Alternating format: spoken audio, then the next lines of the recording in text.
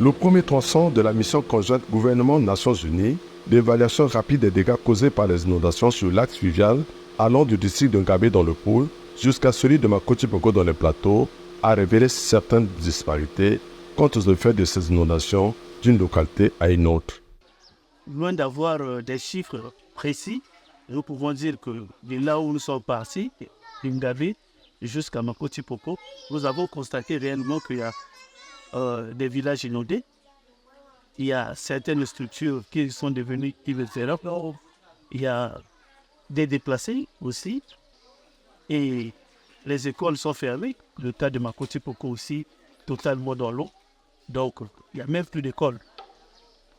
Et il en est de même dans tout ce district et dans certaines localités d'autres districts comme Ngabé et puis Ouyarda où nous sommes passés. Nous n'avons pas encore affiné les chiffres pour dire de manière précise tant d'écoles, tant de centres de santé, tant de bétail perdu ou bien de champs. L'évaluation est encore en cours, mais à mi-chemin, nous pouvons dire que l'impact se fait remarquer. Si dans les districts de Ngabé et de Nkouya, ces inondations ont plus frappé les villages que les centres, dans le district de Makoti-Poko par contre, la situation est sans pareille. Tout le centre de Makoti-Poko et ses 54 villages sont complètement sous l'eau et le district se vide de sa population. Aujourd'hui, nous avons beaucoup de déplacés qui sont à Brazzaville, les uns dans le district de Gaboma et dans les villages de ce même district, et les autres à travers les forêts et savanes. Ils sont dans des conditions les plus précaires. Les résistants n'ont ni accès à l'eau potable, encore moins aux services de santé, et mènent une vie précaire. C'est cette eau que vous voyez là que les gens utilisent. Je dis bien c'est cette eau. Nous avons ECC, nous avons une clinique, mais là-bas c'est très limité parce qu'on doit donner l'ordonnance pour que le patient lui-même trouve là où acheter les produits, mais il veut les acheter où dans ces conditions. Les décès, nous avons connu aussi, jusqu'à ce jour, 6 cas dus à l'inondation. 4 cas directement de noyade, 3 enfants, 2 adultes, et puis une jeune fille morte des morsures d'un serpent, là où ils ont fui l'inondation dans la forêt de Bakiol. Visiblement, ces résistants qui ont tout perdu ont besoin d'une assistance humanitaire d'urgence du gouvernement et de la communauté internationale pour atténuer les effets de cette catastrophe. C'est vraiment triste de vivre dans ces conditions. Ça nous fait très mal. Nous avons perdu tous nos biens. Que le gouvernement pense vite à nous. Nous n'avons pas de quoi manger ici. Que l'État nous vienne en aide en nous construisant des digues et en renforçant le rembllement. C'est le souhait de tous. Cette mission d'évaluation rapide constitue donc le premier pas du gouvernement vers une assistance humanitaire d'urgence. Cette évaluation, c'est envie d'apporter une réponse qui soit efficace par rapport aux besoins réels des populations. Le deuxième tronçon de cette mission d'évaluation sur l'axe fluvial concernera les districts de Lukola dans la Cuvette et d'Iranga dans la Likwala.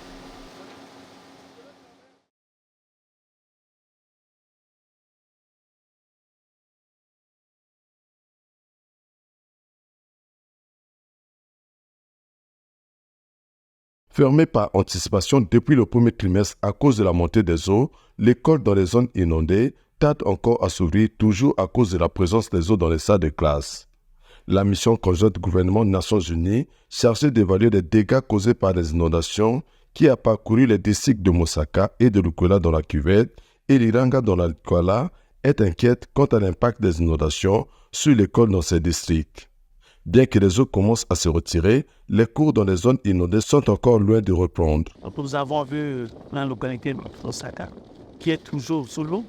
Et nous sommes passés dans la localité de Lukolela. Là, une bonne partie de la localité est encore plongée dans l'eau. Et Luranga aussi, c'est la même chose. Mais quant aux villages de ces districts, sont carrément dans l'eau. La quasi-totalité de ces localités, les écoles sont fermées. À Mosaka, par exemple, ils ont ouvert pour les classes d'examen. On a amené les élèves, mais pas dans toutes les écoles aussi. Il y en a qui sont encore dans l'eau. Et à Lukolela, on a du mal à réouvrir parce que la ville est divisée en deux. Et les enfants qui sont dans la partie nord de la ville ne pouvant pas traverser quotidiennement pour aller à l'école. Donc là aussi, les choses sont suspendues. Au niveau de l'Iranga, il n'y a que la localité, la ville de l'Iranga où les cours ont repris. Toutes les autres localités, les enfants sont en vacances encore et d'autres sont plus loin dans les forêts. Si ailleurs, les cours ne reprennent pas à cause des inondations, au village Konda dans le district de Mosaka, l'école, bien qu'épargnée par la catastrophe, n'arrive pas à démarrer à cause de la présence des déplacés des inondations. Il est impossible aux élèves de reprendre les cours car les déplacés des inondations occupent désormais les salles de classe.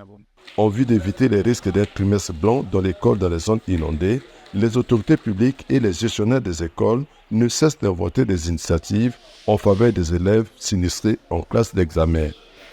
Nous avons repris les cours rien qu'avec les élèves des classes d'examen, telles qu'ici il y a la terminale et la troisième. Naturellement, si nous faisons des cours avec les élèves de la troisième, c'est parce qu'au collège là-bas, les salles sont en l'eau. Si le gouvernement ne prend pas vraiment des dispositions, Makuti risque de connaître un trimestre blanc. Parce qu'à cet lieu-là, je ne sais pas, l'eau va se retirer quand. Et tous les établissements sont envahis du préscolaire au lycée. Donc, que j'avais souhaité que, à ce niveau-là, que nous voyons la situation pour que les enfants puissent peut-être aller même à Gaboma provisoirement, surtout ceux des classes des examens. Hein, parce que lorsqu'on va composer les sujets là-bas, on ne va pas faire une exception pour eux. Cependant, le souci permanent de la mission conjointe gouvernement-Nations Unies d'évaluation rapide est celui relatif à la date de clôture des dossiers aux différents examens d'État. Les écoles sont inondées. Est-ce que si on arrête la date de clôture des dossiers aujourd'hui, ces enfants vont perdre leur année scolaire?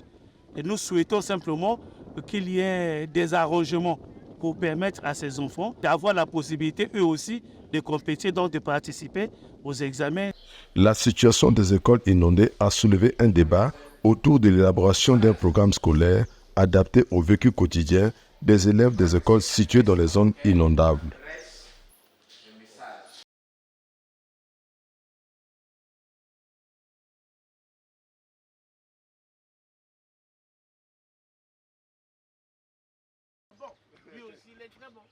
Les inondations à Mosaka dans la cuvette et à Makoti-Poko dans le département des Plateaux ont eu des effets dévastateurs sur les points d'eau de ces localités. Les sources essentielles ont été englouties, laissant les communautés avec un accès limité à l'eau potable. À Makoti-Poko, par exemple, le manque d'eau potable force la population à préparer et à consommer l'eau contaminée par des sanitaires débordés.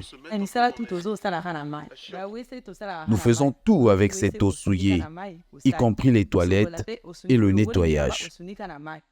Même réalité à Mosaka, où les inondations ont également englouti l'unique point d'eau potable de l'hôpital de base. Nous avons demandé à la population de ne plus consommer l'eau potable qui est là-bas, parce que pour nous, nous pensons que l'eau de la rivière là est déjà rentrée dans le puits. Donc ce n'est plus bon de consommer cette eau-là comme eau potable. Des installations de la société de distribution d'eau de Mosaka n'ont pas été épargnées par ces inondations, ce qui a amené les responsables de la dite société à arrêter momentanément la fourniture d'eau. Il y aura une équipe de la LCD qui viendra ici remettre la station en service et deuxième partie, c'est juste désinfecter le réseau qui était carrément inondé. Après, on va regarder comment faut-il faire pour parler question reproduction, que les gens aient de l'eau potable bien sûr. Cette situation critique pousse la population à utiliser l'eau contaminée par des inondations. Nous buvons l'eau du fleuve que nous faisons bouillir bien avant. Mais malheureusement, certains d'entre nous ne prennent aucune précaution.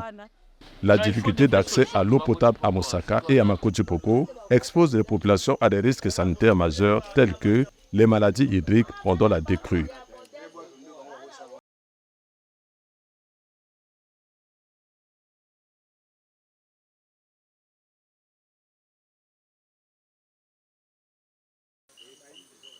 La période post-inondation s'annonce déjà très difficile, surtout pour les populations des districts de Makoti-Poko dans le plateau, Mosaka et Lukwela dans la cuvette et Liranga dans le Likwala, en termes de pénurie de manioc.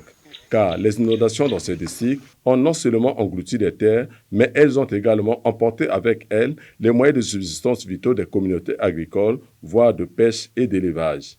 La question agricole, comme au niveau de l'élevage, les pertes sont très énormes. Vous voyez les images, là, nous sommes dans un champ de manioc.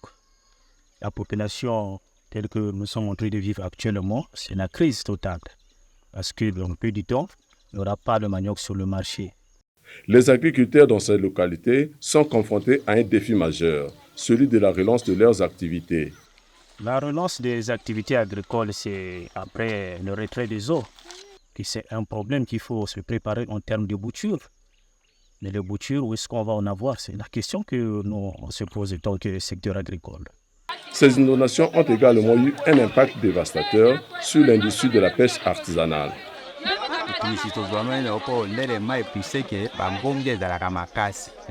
Avec la montée des eaux et des vents violents, beaucoup de pêcheurs ont perdu leurs pirogues et leurs filets. Voilà pourquoi vous constatez aucun filet sur le fleuve. Les éleveurs ont également été durement touchés avec la perte de bétail. J'ai même perdu les chèvres que j'avais, les moutons, j'ai perdu mon jardin. À Mako-Tchipogo, par exemple, où il n'y a même plus de terre exondée, les animaux domestiques font face aux conditions de vie très difficiles. Face à cette crise déchirante, les populations touchées appellent à une assistance humanitaire immédiate afin d'atténuer l'impact de ces inondations.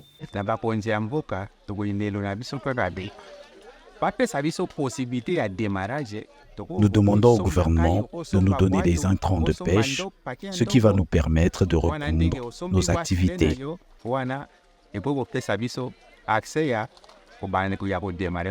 Les gens ont perdu les plantations, les gens ont perdu des moyens de subsistance. Il faudrait qu'on pense rapidement à permettre aux populations de reconstituer leurs moyens de subsistance, donc que ce soit en matière agricole ou en matière de pêche. Ces communautés vulnérables font face à des moments difficiles pour reconstruire leur vie après les inondations. Le chemin vers la reprise s'annonce ardu, mais leur résilience et détermination demeurent la lueur d'espoir dans l'obscurité des défis à venir.